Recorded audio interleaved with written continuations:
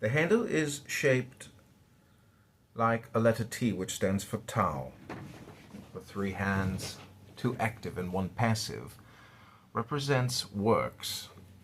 The separate foot refers to the end of the Piscean age, as the rising sun does to the beginning of the Aquarian age. The man's head symbolizes wisdom, and the woman's understanding. The white rose is the same as that carried by the fool in key 0, and 14, temperance. To this key is attributed the intelligence of probation or trial. This refers to the testing through which every aspirant must pass before he can reach the heights of initiation. Its object is to determine his temper or strength. Thus you see that temperance refers to the act of tempering, or the making of a properly balanced mixture. It has a distinct reference to equilibration, for the initiate must be perfectly balanced with reference to all of his vehicles.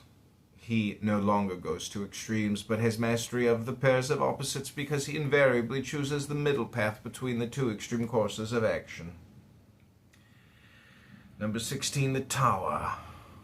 To this key is attributed the stage of spiritual unfoldment called awakening, because it represents the flash of clear vision which reveals to the searcher the true nature of his being, which has previously been hidden from him because of the bondage of his consciousness. The tower is the structure of error and ignorance, which is struck by the lightning of the spiritual comprehension emanating from the central sun of truth or pure being. The crown which is knocked from the top of the tower is willpower, but it is a false crown, for it represents personal will, which has no existence in reality. Right knowledge begins with the flash of comprehension that reveals to us the true nature of will, symbolized in the 9th key. Hence, what is really overthrown is the delusion that we exist as separate personalities, which delusion is the cause of all human suffering and limitation. The falling figures are the two modes of personal consciousness, generally called self-consciousness and subconsciousness. The flash of superconsciousness turns all of our conceptions of personal consciousness upside down and utterly destroys these false conceptions.